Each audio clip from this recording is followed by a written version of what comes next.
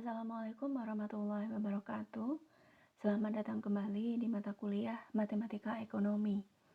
Di pertemuan kali ini kita akan membahas mengenai fungsi. Fungsi adalah salah satu elemen matematika yang sangat dikenal dan paling penting pengaruhnya terhadap penerapan di bidang ekonomi. Fungsi ini dapat berbentuk persamaan maupun pertidaksamaan. Fungsi di dalam matematika ekonomi menyatakan hubungan formal di antara dua himpunan data. Contohnya adalah himpunan data konsumsi keluarga tahunan dengan himpunan data pendapatan keluarga tahunan. Contoh lain, himpunan data iklan produk dengan hasil penjualan produk. Fungsi penting untuk diketahui di dalam matematika ekonomi karena kejadian-kejadian ekonomi saling berhubungan satu sama lain dan saling mempengaruhi. Kejadian-kejadian ekonomi dapat dinyatakan dengan perubahan nilai. Variabel itu sendiri adalah sesuatu yang nilainya berubah-ubah. Contoh dari variabel: produksi, pendapatan, harga, biaya, investasi, penjualan, dan sebagainya. Kalau kita membicarakan mengenai fungsi, maka erat kaitannya dengan diagram Kartesius. Perhatikan diagram Venn berikut ini. Ini disebut sebagai hubungan 1-1. Hubungan dengan kasus di atas menunjukkan bahwa untuk setiap nilai X dihubungkan, hanya terdapat satu nilai Y yang sesuai, disebut dengan bentuk hubungan atau fungsi. Perhatikan contoh lain. Gambar diagram Venn ini menunjukkan nilai X1 dan X2 dalam X dihubungkan dengan Y1 dalam Y. Ini disebut sebagai Y sama dengan fungsi dari X. Fungsi itu sendiri disebut juga sebagai transformasi. Jadi dapat dikatakan bahwa X ditransformasikan di dalam himpunan Y. Perhatikan gambar pada catatan F.2X kemudian ada tanda panah Y. Di situ, simbol F diartikan sebagai aturan transformasi unsur himpunan X ke dalam himpunan Y. Kenapa disebut aturan? Karena X menentukan besarnya nilai Y dan X mempengaruhi nilai Y. Perhatikan soal berikut ini.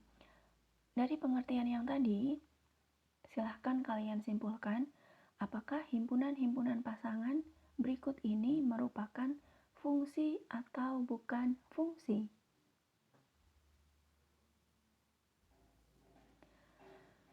Saya lanjutkan. Kalau kita membicarakan mengenai fungsi, maka nanti ada yang namanya domain atau daerah fungsi yang merupakan himpunan semua nilai X dan range atau wilayah fungsi yang merupakan nilai dari Y. Perhatikan contoh berikut ini. Misalnya, kita punya data biaya total C dari suatu perusahaan merupakan fungsi dari output Q. Tiap hari adalah C sama dengan 150 ditambah 7 Q. Perusahaan memiliki kapasitas 100 unit per hari. Berapakah domain dan range dari fungsi biaya? Ingat tadi yang namanya domain adalah daerah fungsi atau himpunan semua nilai X. Domain itu bisa kita peroleh dari DF sama dengan Q, di mana Q lebih besar sama dengan 0 kurang dari sama dengan 100. Angka 100 diperoleh dari mana? Benar, dari soal tadi sudah disebutkan bahwa kapasitasnya adalah 100 unit per hari. Kemudian untuk mencari range atau wilayah fungsi, kita bisa peroleh RF sama dengan C, di mana C lebih besar sama dengan 150 kurang dari sama dengan 850. Dari mana 150? 150 diperoleh apabila Q-nya sama dengan 0. Perhatikan lagi di soalnya persamaan C. C sama dengan 150 ditambah 7Q. Kalau Q-nya sama dengan 0, maka C-nya adalah 150. Kemudian tadi dikatakan bahwa kapasitasnya adalah 100. Maka kalau Q-nya sama dengan 100, maka C-nya adalah 850. Dari situlah kita dapatkan RF.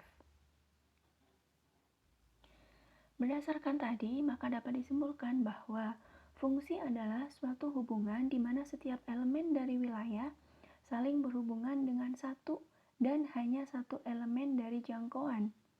Atau, fungsi adalah suatu hubungan, tetapi suatu hubungan belum tentu fungsi. Oke, bisa dilihat lagi di contoh soal yang tadi. Maka bisa diketahui bahwa fungsi adalah suatu hubungan, tetapi suatu hubungan tidak berarti itu adalah fungsi. Saya lanjutkan. Sebuah fungsi dibentuk oleh beberapa unsur. Di sini ada variabel, ada koefisien, dan ada konstanta. Meskipun tidak semua fungsi memiliki konstanta. Ini adalah bentuk umum dari persamaannya. Y sama dengan A plus BX. Y adalah variabel dependen, kemudian A adalah konstanta, B adalah koefisien variabel X, dan X adalah independen variabel. Ini adalah pengertiannya. Variabel, seperti yang tadi sudah dijelaskan di awal, adalah unsur pembentuk fungsi yang mencerminkan faktor tertentu, dilambangkan dengan huruf-huruf Latin. Variabel ini nanti dibagi menjadi dua, satu variabel bebas dan satu variabel terikat. Kemudian ada juga tadi yang namanya koefisien. Koefisien adalah bilangan atau angka yang berkaitan dengan sebuah fungsi dan terletak di depan suatu variabel dalam sebuah fungsi. Kemudian ada juga yang namanya konstanta. Bilangan atau angka yang ikut membentuk sebuah fungsi tetapi berdiri sendiri sebagai bilangan dan tidak terkait pada suatu variabel tertentu. Fungsi ada berbagai macam jenisnya. Yang pertama ada fungsi polinomial. Seperti namanya, polinom artinya memiliki suku yang banyak, bentuknya adalah seperti itu. Kemudian fungsi linier. Fungsi linier adalah fungsi polinom khusus yang pangkat tertinggi variabelnya adalah pangkat 1 atau disebut juga sebagai fungsi berderajat 1. Ini yang umum kita jumpai. Kemudian nanti juga ada fungsi kuadrat yang juga biasa kita jumpai. Bedanya dengan linier yang tadi, kalau fungsi kuadrat adalah fungsi berderajat 2. Kemudian ada fungsi berderajat n, ada fungsi pangkat, ada fungsi eksponensial, ada fungsi logaritmik, dan ada fungsi trigonometrik juga. Ini adalah gambar dari fungsi. Misalnya adalah fungsi linier, kita punya persamaan Y sama dengan A0 plus A1X, maka bentuk gambarnya adalah yang di bawahnya. Bentuknya adalah miring ke atas. Jadi bentuknya adalah garis begitu, garis satu lurus. Jadi kalau tadi kita membaca mengenai A0 itu disebut sebagai apa? Konstanta. Konstantanya adalah di situ. Kemudian kemiringan atau A1-nya itu adalah di bagian dekat dengan garisnya itu.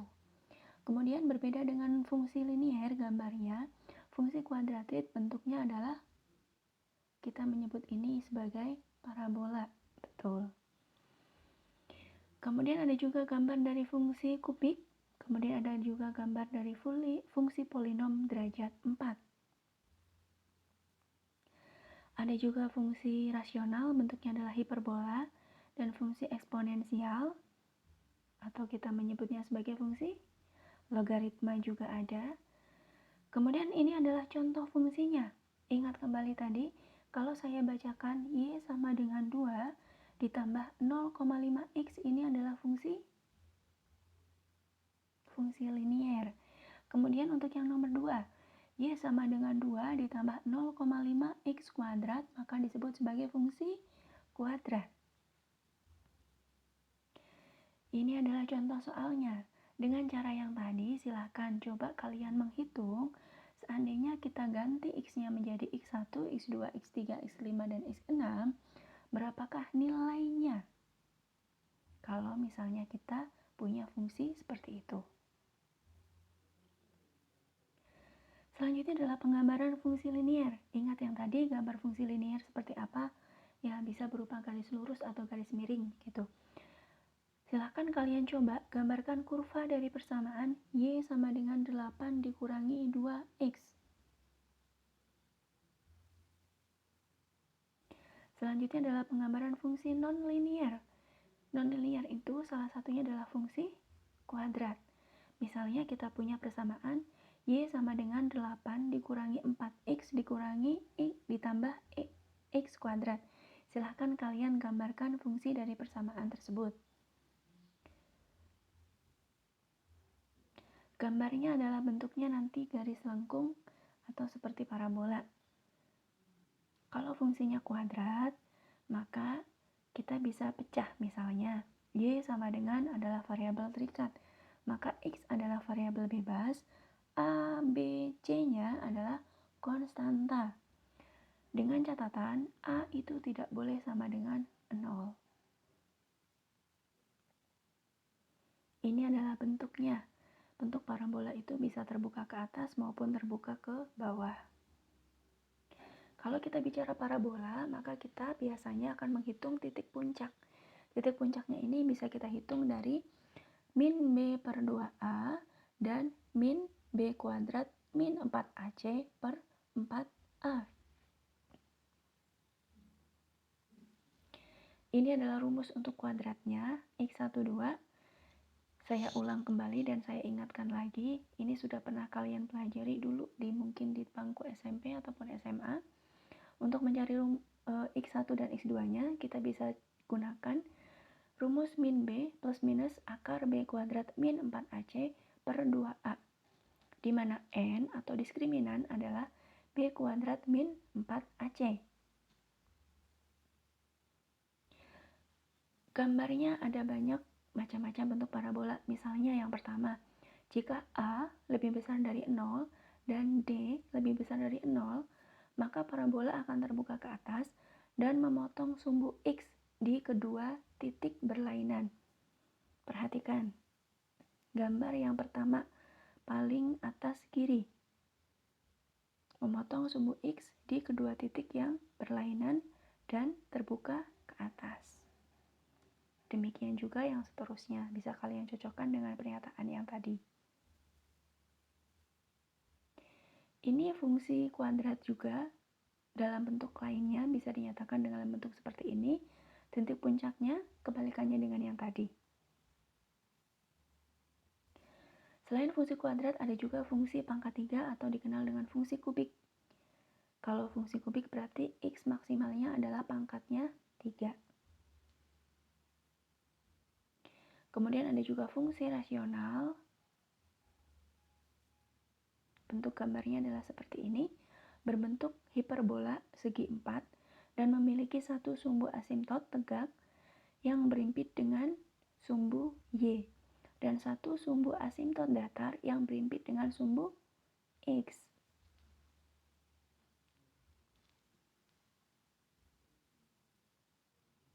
Ini contoh gambar lainnya, kurva hiperbola dengan sumbu asimtot HK. Perhatikan, yang berimpit dengan sumbu X dan berimpit dengan sumbu Y, yang mana? Ya, 0,Y, X, 0. Demikian, terima kasih. Wassalamualaikum warahmatullahi wabarakatuh.